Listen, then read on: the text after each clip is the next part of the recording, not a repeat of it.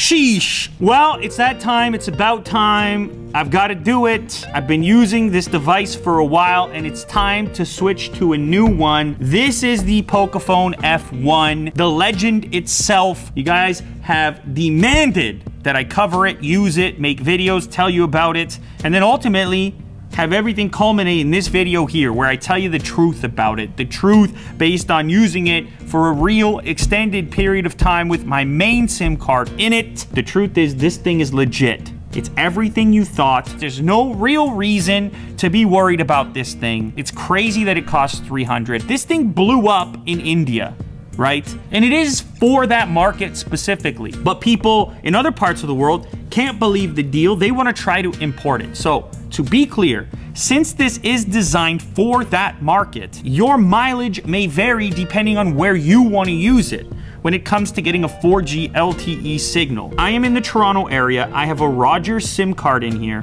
and there are times and places where I would normally have an LTE connection where this one reverts back to a slightly slower connection. So that just has to do with the radios that are inside of here in the market that they are developed for. It hasn't really hurt me at all or bothered me all that much. Reception otherwise has been good, calls have been good, and it's been functioning properly. Let's move on to the good stuff. This thing is fast. We expected that. Snapdragon 845, you can see I changed the layout a little bit here. This is Nova launcher. I would do this on many devices, and actually this launcher brings me to maybe the one thing that kind of bugged me on this phone, and that is the fact that it has a skin on it, and that skin extends into the settings, and it will slow you down a bit if you are used to a more stock experience. For me, the perfect phone here would be this, the Pocophone F1, with the Android One program associated with it. Just like the phone I featured here recently, the Mi A2 from the same company, Xiaomi, of course, in this case, called Pocophone. If this device had that stock experience, this would be tough to switch away from,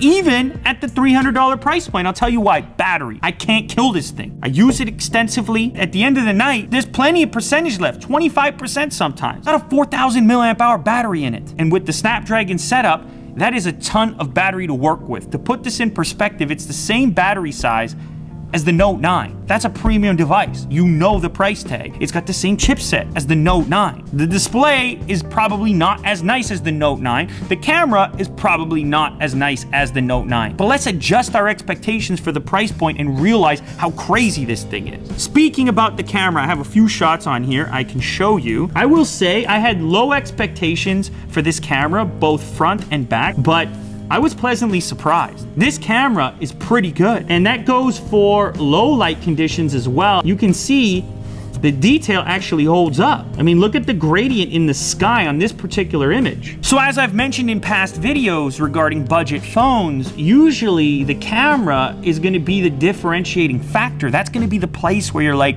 look, that's a cheap phone and I know it. In fact, in the recent video where I had that knockoff iPhone, the Android iPhone, the camera was terrible. It was a dead giveaway. Even when I had the most recent BlackBerry on the show, the camera was terrible comparatively. This device here is crazy competitive. I should mention the fingerprint scanner has been rock solid. Never missed a scan. It's fast. It's in the right spot. Some people have criticized this device for being essentially plastic in most of its formats. This is the armored edition, so this one has this aramid Kevlar kind of feel to it, which I like a little bit better. That said, it does get some fingerprints on it, and it mostly feels kind of like plastic. It might not feel as premium, let's say, as glass. I don't see this as a drawback. I was never a huge fan of glass. It's a fingerprint magnet, it's fragile. So in a way, from a utilitarian perspective, this might even be a step better. Let's not forget the fact that it keeps the headphone jack. It's also got expandable storage, so it's a versatile package. And I feel like I need to keep saying it,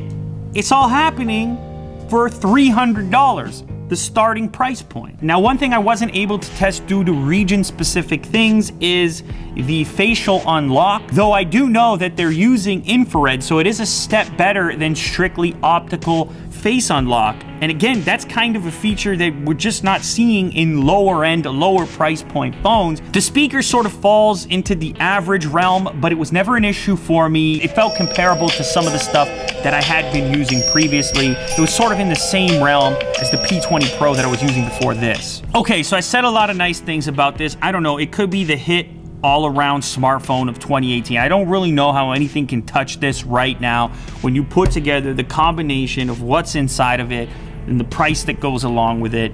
But there is a but, okay? This is the real but.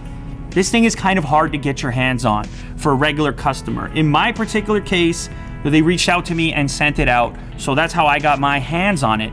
But for everyone else, it's kind of this flash sale situation where some become available and then they sell out. So there's this question that started to arise amongst community members, tech-savvy people like yourself. Is this thing being sold at a loss? Do they really want to move a lot of units, or is this really a marketing campaign to build hype around the device, and then maybe on the next version it comes with a higher price point so they can earn some of that revenue back? That might be possible. I'm not familiar enough with the specifics of the Indian market and how sales happen there, but as I understand it, this flash sale scenario is pretty common.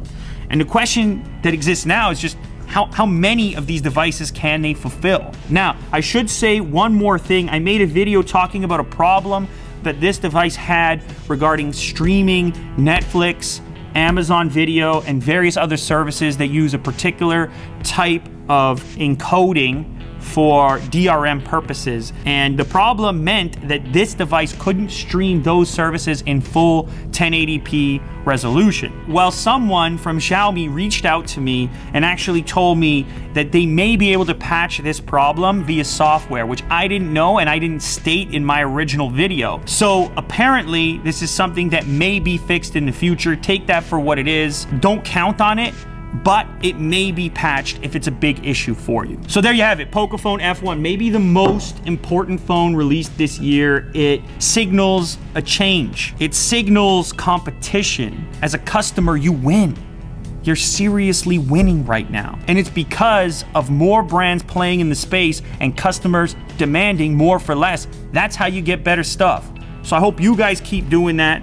And I'm gonna keep talking about it, and hopefully more devices like this arise so more of you can get your hands on the latest tech for less. That's what's happening. Let me know, as usual, down in the comments, which phone should I switch to next?